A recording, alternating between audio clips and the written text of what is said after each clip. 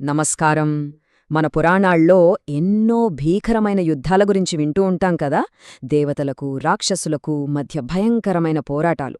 కాని ఆ యుద్ధాల వెనుక అసలు కథకు మించిన లోతైన ఆధ్యాత్మిక రహస్యాలు దాగి ఉన్నాయని ఎప్పుడైనా అనిపించిందా? సరే, ఈరోజు మనం శ్రీ లలితా సహస్రనామంలోని ఒక అద్భుతమైన కథలోకి వెళదాం. ఇది పైకి చూస్తే దేవతలకు రాక్షసులకు మధ్య జరిగిన యుద్ధంలా అనిపిస్తోంది. కాని అసలు కథ అది కాదు. మనందరిలోనూ జరిగే ఒక అంతర్గత పోరాటానికి ఇది ఒక అద్భుతమైన రూపకం. ఒక్కసారి ఆలోచించండి.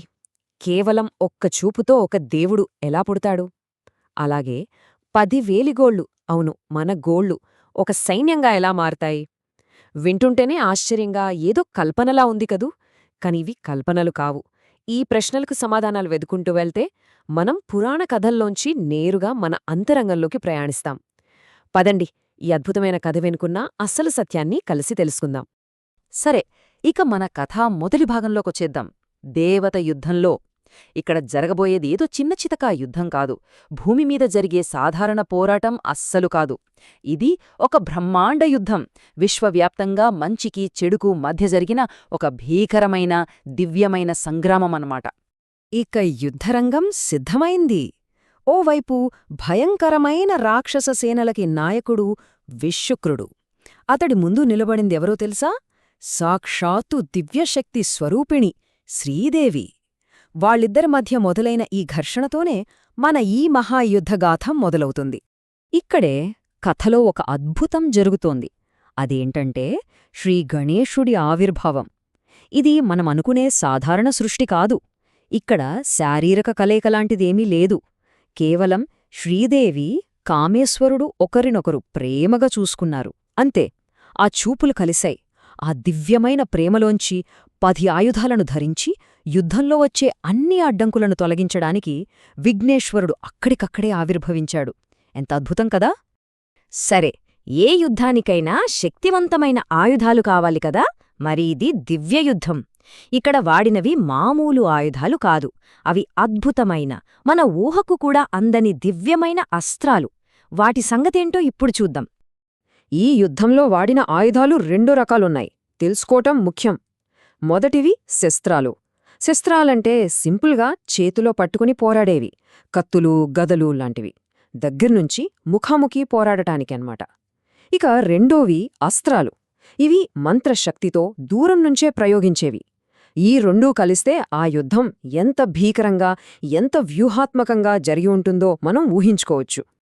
యుద్ధం అలా అత్యున్నత స్థాయికి చేరుకుంది. సరిగ్గా అప్పుడు ఒక అసాధారణమైన సంఘటన జరిగింది. శత్రువుల దాడిని తిప్పికొట్టడానికి దేవత తన నుండే, అవును తన శరీరం నుంచే 10 శక్తివంతమైన దివ్య రూపాలను సృష్టించుకుంది. ఈ 10 రూపాలు యుద్ధగతిని పూర్తిగా మార్చేబోతున్నాయి. ఇది వింటే నమ్మలేరు. ఆ 10 రూపాయలు ఎక్కడ్నించి వచ్చాయో తెలుసా? దేవత 10 చేతివేళ్ల గోళ్ల నుండి. ఆ గోళ్ల నుండి సాక్షాత్తూ శ్రీనారాయణుడి 10 అవతారాలు ఆవిర్భవించాయి. ప్రతి అవతారం ఒక సైన్యంలా మారిపోయింది. భండాసురుడు ప్రయోగించిన ఒక్కో శక్తివంతమైన అస్త్రాన్ని ఒక్కో అవతారం ఎదుర్కొని వాటిని తుత్తునియలు చేసింది. అసలు సృజనాత్మకతకి, శక్తికి ఇది ఒక అద్భుతమైన నిదర్శనం. ఇక భౌతిక యుద్ధానికి ముగింపు పలికే సమయం వచ్చింది. దేవత తన ఫైనల్ వెపన్, అంతిమ అస్త్రాన్ని ప్రయోగించింది. దాని పేరు మహాపశుపతాస్త్రం. దాని దెబ్బకి భండాసురుడి రాక్షస సైన్యం మొత్తం ఒక్క క్షణంలో బూడిదైపోయింది. దీంతో బయట ప్రపంచంలో యుద్ధం ముగిసింది. కాని అసలైన యుద్ధం అది ఇప్పుడే మొదలవ్వబోతోంది. సరే, ఇప్పటిదాకా మనం ఒక బ్రహ్మాండమైన యుద్ధాన్ని చూశాం కదా. కాని అస్సలు కథ ఇక్కడే మొదలవుతుంది. ఇప్పుడు మనం ఈ కథ పైపొరను దాటి లోపలున్న అసలు అర్థం వైపు ప్రయాణిద్దాం. బయటి యుద్ధరంగాన్ని వదిలి మన మనస్సులో జరిగే అంతర్గత యుద్ధరంగం వైపు మన దృష్టిని పెడదాం. ఒక్క నిమిషం. ఒకవేళ ఈ భీకర యుద్ధం నిజంగా దేవతలకు రాక్షసులకు మధ్య జరిగింది కాదంటే? ఒకవేళ ఈ మొత్తం కథ మన మనసులో, మన ఆలోచనల్లో జరిగే పోరాటానికి ఒక ప్రతీకైతే? ఈ ఒక్క ప్రశ్న చాలు మనం ఇప్పటిదాకా చూసిన కథ మొత్తాన్ని వేరే కోణంలో చూడ్డానికి. ఇక్కడే అసలు రహస్యం బయటపడుతుంది.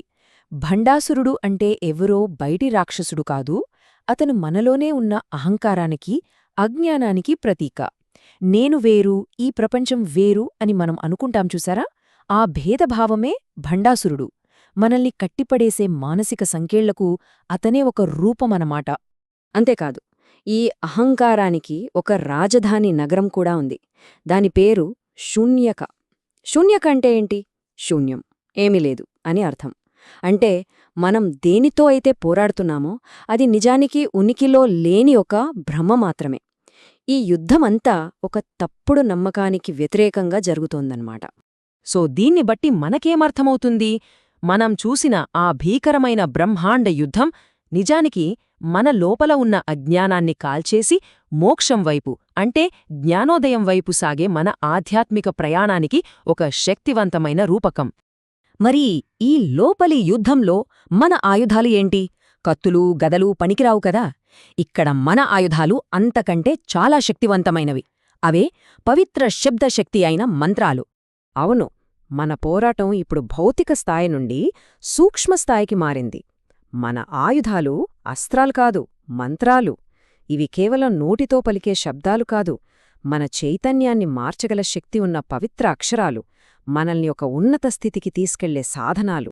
ఉదాహరణకు, ఒక కీలకమైన మంత్రాన్ని చూస్తే దాన్ని 3 భాగాలుగా విభజించారు.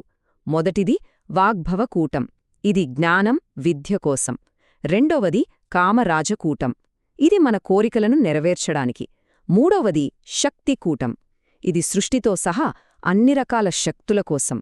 చూసారా, ప్రతి శబ్దానికి ఒక నిర్దిష్ట ప్రయోజనం, ఒక ప్రత్యేకమైన శక్తి ఎలా దాగి ఉందో.